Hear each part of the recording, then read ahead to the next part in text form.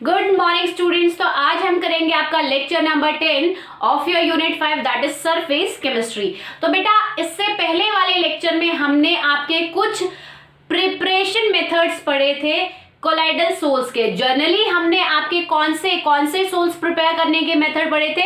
Lyophobic souls prepare करने के method पढ़े थे। लायोफोबिक सोल्स आपके कैसे सोल्स होते हैं? ऐसे सोल्स या ऐसे कोलाइडल सॉल्यूशन जिनमें आपका डिस्पर्स फेज और डिस्पर्जन मीडियम में ज्यादा इंटरेक्शन या आपस में ज्यादा एफिनिटी एक दूसरे के लिए नहीं होती है। तो उन दोनों को एक दूसरे के अंदर हम प्रॉपरली एक प्रॉपर कोलाइडल सोल बनाने के लिए हम कुछ स्पेशल मेथड्स यूज करते हैं जिनको हमने आपके प्रीवियस लेक्चर में ब्रीफली डिस्कस कर लिया था। तो आज हम आपके प्योरिफिकेशन मेथड पढ़ेंगे कि जो आपने लायोफोबिक सोल प्रिपेयर किए थे उन्हें आप प्योरीफाई कैसे कर सकते हो।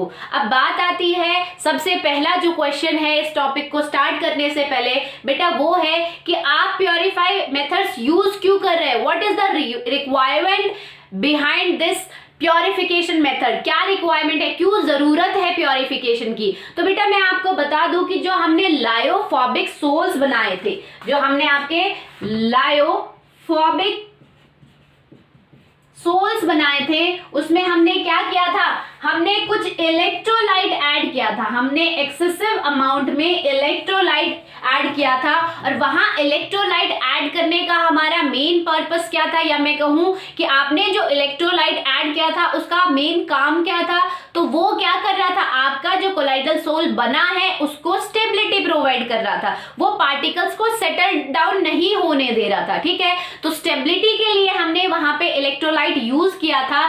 बट हमें अब क्या चाहिए? आपका हमारा जो सॉल्यूशन बना है कोलाइडल सोल उसमें आपका इलेक्ट्रोलाइट भी है प्लस आपका कोलाइडल सोल भी है। ठीक है, तो हमें यहाँ पे किसकी रिक्वायरमेंट है? प्योर कोलाइडल सोल की रिक्वायरमेंट है। इसका मतलब हमें ये जो इम्प्योरिटी है, जो आपकी electrolyte impurity in the form of electrolyte जो है उसको रिमूव करना पड़ेगा और उस इलेक्ट्रोलाइट को रिमूव करने के लिए ही हम आपके प्योरिफिकेशन मेथड्स को पढ़ते हैं। तो बेटा जनरली हमने क्या लिया था? जनरली अगर बात करें तो हमने बेटा कोलाइडल सोल बनाए थे।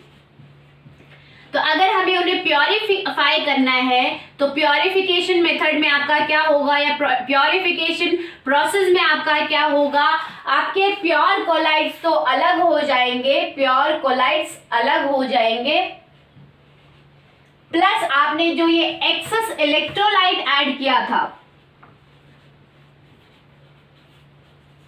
ये आपके अलग हो जाएंगे। ठीक है, इन इलेक्ट्रोलाइट्स को हम कहते हैं बेटा crystalloids.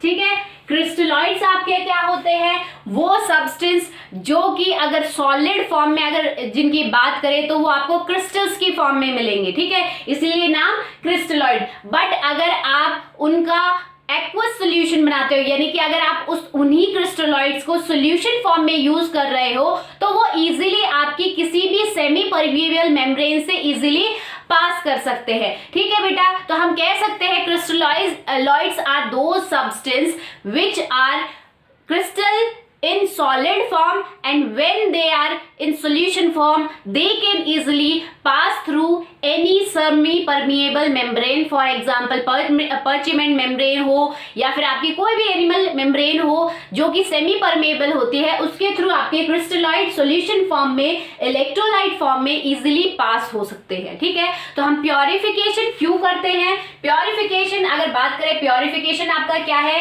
Purification is a method to separate pure colloids from crystalloid. हम कह सकते हैं प्योरिफिकेशन मेथड जो है वो किस लिए यूज हो रहा है? ताकि हम प्योर प्योर कोलाइड्स को उनके क्रिस्टलॉइड से इजीली सेपरेट कर सके। अब बेटा बात आती है कि जो आपके प्योरिफिकेशन मेथड हैं वो हमने आपके 3 कैटेगरी में डिवाइड किए हैं। ठीक है, हमने आपके 3 मेथड्स लिए हैं मेनली। पहला है आपका dialysis, second method is ultrafiltration, and the third method is ultracentrifugation.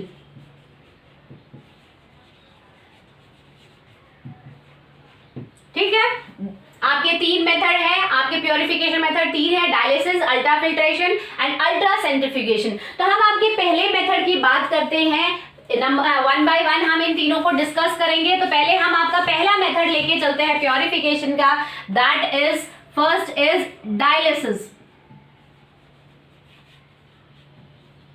बेटे डायलिसिस मेथड में आपका क्या होता है, जैसे आप मेडिकल साइंस में डायलिसिस पढ़ते हो या मैं कहूं किसी ने डायलिसिस होते हुए देखा है, तो सेम आपका ये डायलिसिस भी वैसा ही होता है, ठीक है। इसी डायलिसिस की एप्लीकेशन पार्ट आप यूज करते हो आपके मेडिकल साइंस में। तो बेटा यहाँ पे आपका क्या होता है, इस मेथड में आपका क्या होता है, बहुत सिंपल मेथड है। इसमें जो हमने मान लो हमने आपका कोलाइडल, जो आपका लायोफॉबिक कोलाइडल सोल प्रिपेयर किया था, मान लो वो हमने जो कि स्पेशल मेथड से प्रिपेयर किया था, वो हमने आपके इस बीकर में ले लिया। ये आपका क्या है, सोल है, ठीक है, कोलाइडल सोल है, मैं सोल लिख देती हूं, ठीक है।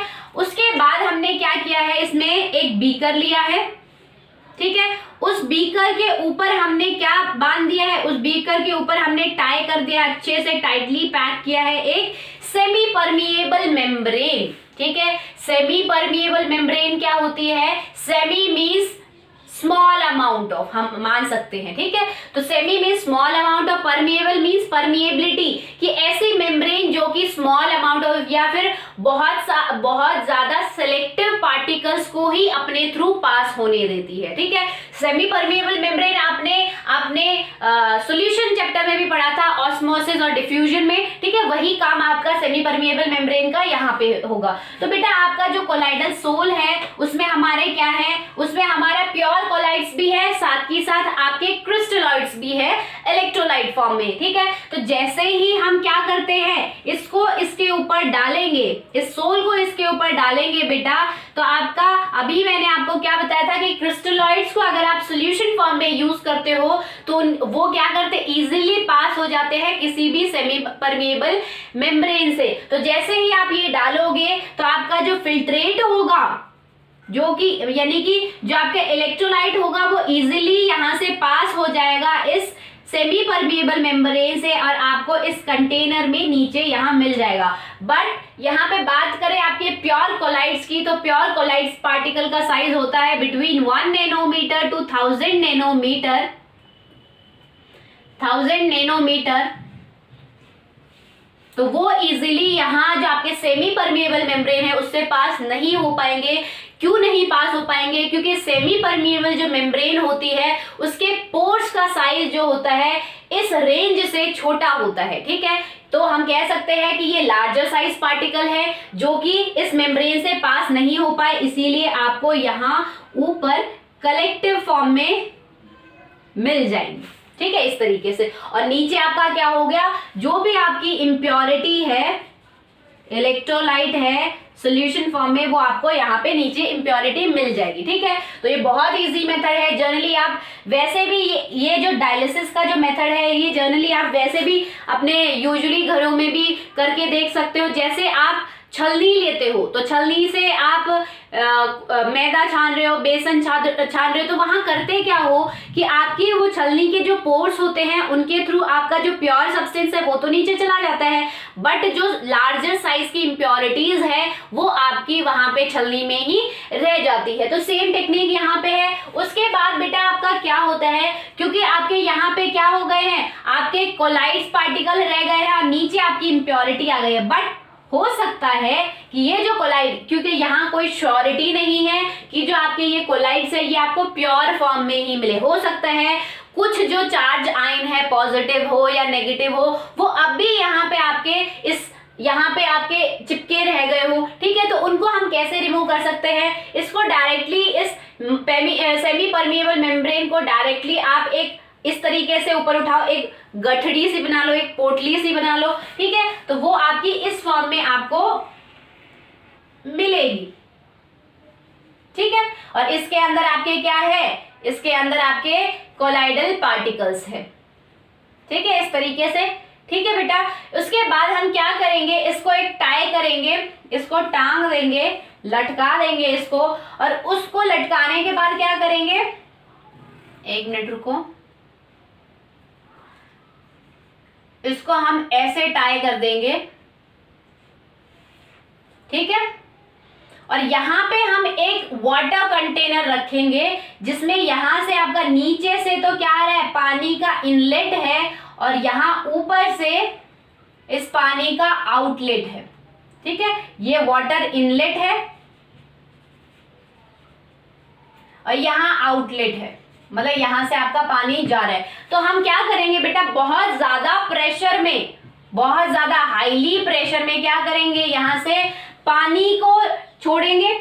ठीक है, वो पानी क्या होगा, इस कोलाइडल सोल के थ्रू पास होता हुआ जाएगा और यहां से आउटलेट होगा। यानी कि इस मेथड से आपका क्या होगा, और भी ज्यादा प्योरिफिकेशन होगी। जो भी बचे कुछ आयंस जो थे चिपके रह गए थे वो भी इजिली आपके रिमूव हो जाएंगे और आपका कंटिन्यूअसली ये प्रोसेस चलता रहेगा। पानी आ रहा है, यहाँ से निकल रहा है, और फ्रेश पानी आ रहा है, यहाँ से निकल रहा है, फ्रेश पानी आ रहा है और यहाँ से निकल रहा है, और फाइनली आपको क्या मिलेगा, प्योर फॉर्म आपके कोलाइड्स आपको इजिली मिल जाएंगे। जब आप इस पोटली को उठा के हटाओगे तो आपको प्योर फॉर्म में आपके कोलाइडल सोल्स मिल जाएंगे। ठीक है, नेक्स्ट बात करें बेटा, डायलिसिस जो है ये, क्योंकि ये एक टाइम कंज्यूमिंग प्रोसेस है, या हम कह सकते हैं this is a very slow process, बहुत टाइम लगता है एक्चुअली इसको करने में। तो हमने इसी प्रोसेस को थोड़ा मॉडिफाई किया जिसको हम बोलते हैं इलेक्ट्रो डायलिसिस। बेटा इलेक्ट्रोडायलिसिस में आपका क्या होता है कि इसी डायलिसिस फिनोमेना में हम इलेक्ट्रिक फील्ड अप्लाई करते हैं। ठीक है, तो उसमें आपका क्या होगा, सेम आपका यही apparatus सेट होगा।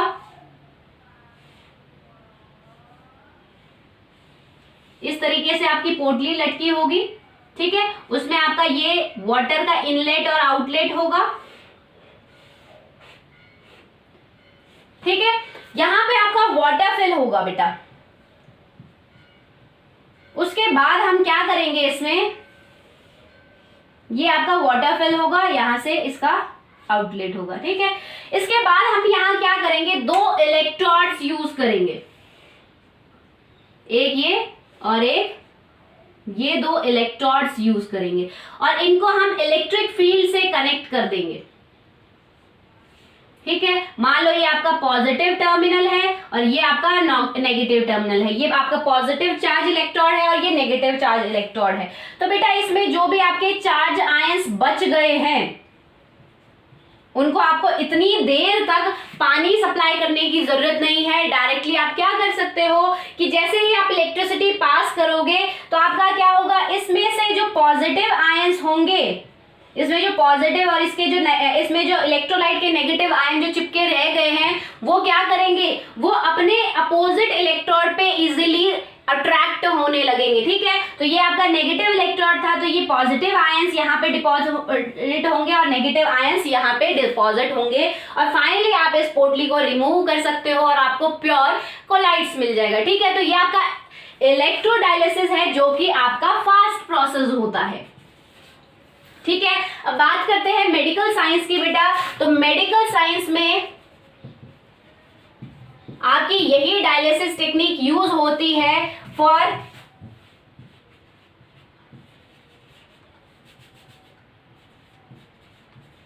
Blood purification through artificial kidney.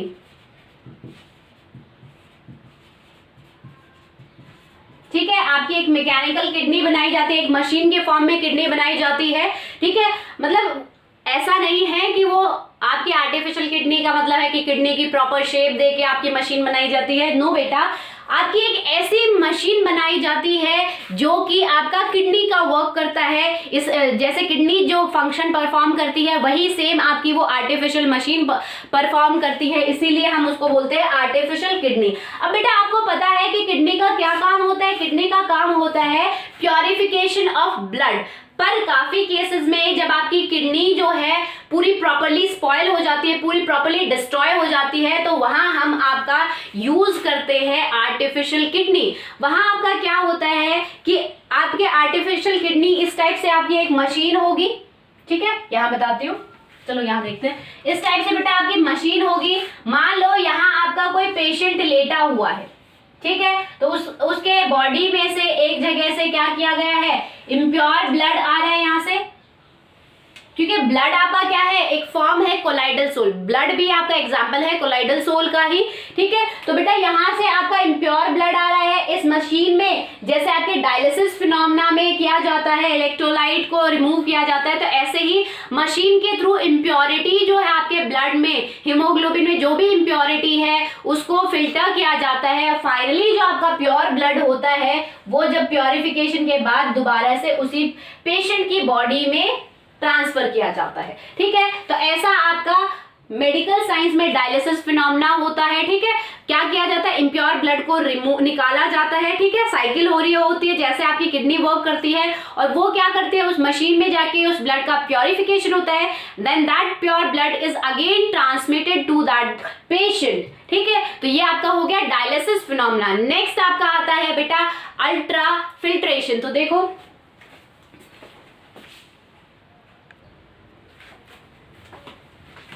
तो बेटा अल्ट्रा फिल्ट्रेशन जो मेथड है, नाम देखो अल्ट्रा मीन्स यहाँ पे हम एक extra ultra filter paper use करते हैं। नॉर्मली अगर हम नॉर्मल ऑर्डिनरी फिल्टर पेपर की बात करें, नॉर्मल फिल्टर पेपर की बात करें जिसके थ्रू हम आपका कोलाइडल सोल फिल्टर कर सकते हैं, तो नॉर्मल फिल्टर पेपर जो होता है बेटा उसमें जो पोर्स होते हैं उसका साइज होता है 0.7 to 25 माइक्रोमीटर, ठीक है।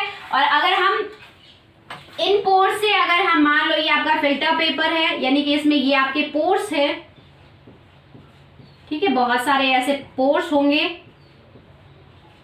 तो जब हम यहां से बेटा आपका कोलाइडल सोल जिसमें आपकी इलेक्ट्रोलाइट भी है एज अ इम्प्योरिटी, तो वो डालते हैं, तो आपका क्या होता है, क्योंकि ये ऑर्डिनरी या नॉर्मल फिल्टर पेपर के पोर्स का साइज बहुत बड़ा होता है बेटा।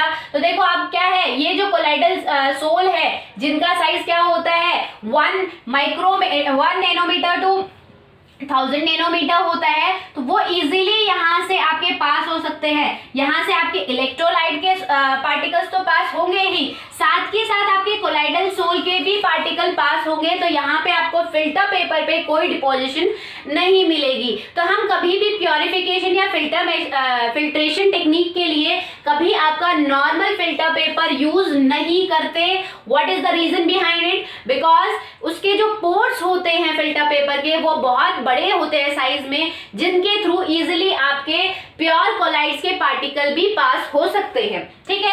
नेक्स्ट अगर बात करें तो हमने इस टेक्निक को, यानी कि ये जो आपका फिल्टर पेपर ना यूज करने का जो हमने सोचा, तब सोचा होगा जब आपके पास इसका कुछ अल्टरनेटिव होगा, ठीक है। तो क्या यूज किया गया बेटा, इसके अल्टरनेटिव हमने यूज किया अल्ट्रा फिल्टर पेपर, ठीक है। अल्ट्रा फिल्टर पेपर कुछ भी नहीं है, नॉर्मल फिल्टर पेपर पे जब हम जेलेटिन की कोटिंग कर देते हैं, तो जेलेटिन की कोटिंग करने से जो पोर्स जो थे बेटा आपके, उनका साइज रिड्यूस हो जाता है, और रिड्यूस होके आपका बन जाता है 0.0015 माइक्रोमीटर, ठीक है। तो आप देख सकते हो कितना ज्यादा साइज आपका रिड्यूस हो गया है। जैसे ही हमने आपकी यहाँ पे क्या की है, जेलेटिन की कोटिंग की है, ठीक है। तो जैसे ही आप जेलेटिन की कोटिंग करोगे तो आपका जो नॉर्मल फिल्टर पेपर है, हमने यही फिल्टर पेपर यूज किया है यहाँ पे भी, अल्ट्रा फिल्टर पेपर में भी, बट यहाँ पे हमने एक नई चीज ऐड कर दी। क्या, नॉर्मल फिल्टर पेपर पे हमने जेलेटिन की कोटिंग कर दी, ठीक है। तो जैसे ही आप जेलेटिन की कोटिंग करोगे, आपके जो पोर्स थे उनका साइज रिड्यूस हो गया है, और अब जो आपका फिल्टर पेपर है उसको हम बोलेंगे अल्ट्रा फिल्टर पेपर, ठीक है। कि ये सिर्फ सेलेक्टिव जो बहुत कम है साइज में पार्टिकल, उन्हीं को अपने थ्रू पास होने देगा, बड़े साइज पार्टिकल्स को पास नहीं होने देगा, ठीक है। और हम इसको, इस फिल्टर पेपर को टाइट करने के लिए, ठीक है, आपका जेलेटिन की कोटिंग करने के बाद आपका फिल्टर पेपर थोड़ा लिजी हो जाता है, तो उसको टाइट करने के लिए बेटा हम फॉर्मेल्डिहाइड यूज करते हैं, ठीक है। हम फॉर्मेल्डिहाइड में उसको डिप करके उसको टाइटन करते हैं। इस फिल्टर पेपर को टाइट करने के लिए हम क्या करते हैं, फॉर्मेल्डिहाइड यूज करते हैं, ठीक है। तो यहाँ पे क्या होगा, आपका जैसे ही आप जो अल्ट्रा फिल्टर पेपर यूज करोगे उस पे जब आप आपका कोलाइडल सोल डालोगे तो सिर्फ आपका इलेक्ट्रोलाइट पास होगा, आपका प्योर कोलाइड्स पास नहीं होंगे, ठीक है, क्योंकि इन फिल्टर पेपर का साइज जो होगा, पोर्स का साइज वो बहुत ज्यादा माइन्यूट होगा, जिसके थ्रू सिर्फ आपके इलेक्ट्रोलाइट पार्टिकल ही पास हो सकते हैं, आपके प्योर कोलाइड पास नहीं हो सकते, ठीक है। थर्ड टेक्निक की अगर हम बात करें बेटा, तो थर्ड टेक्निक है आपकी ultra centrifugation. Your third technique is ultra centrifugation.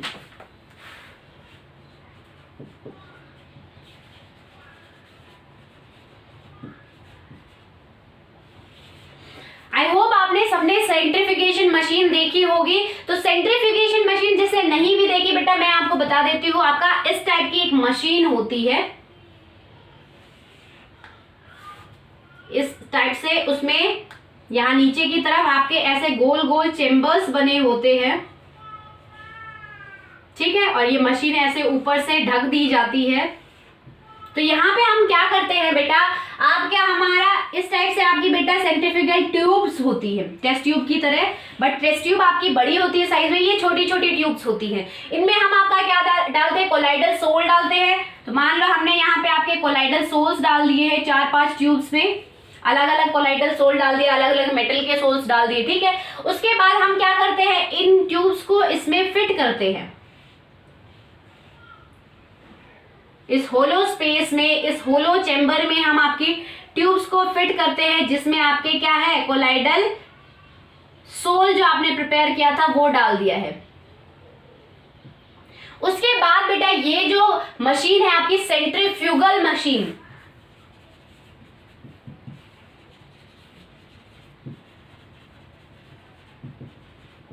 ये एक हाईली या मैं कहूं हाई रोटेटिंग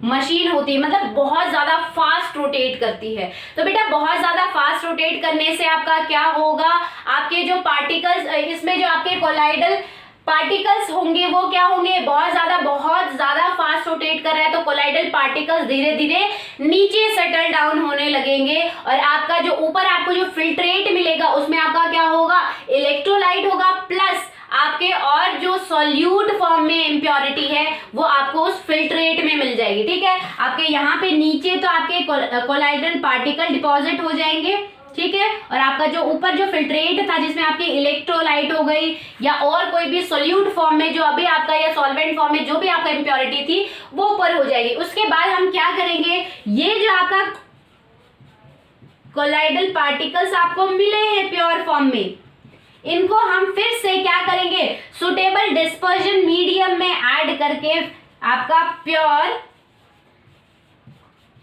कोलाइडल सोल बना लेंगे, ठीक है। यहाँ पे हम क्या बना लेंगे, आपका प्योर कोलाइडल सोल। तो ये बेटा आपकी 3 टेक्निक्स थी जिनके थ्रू हम आपके कोलाइडल सोल, या मैं कहूँ lyophobic colloidal sol easily purify कर सकते हैं, ठीक है। तो आई होप आज का कंसेप्ट आपको समझ में आया होगा। That's all for today, thank you.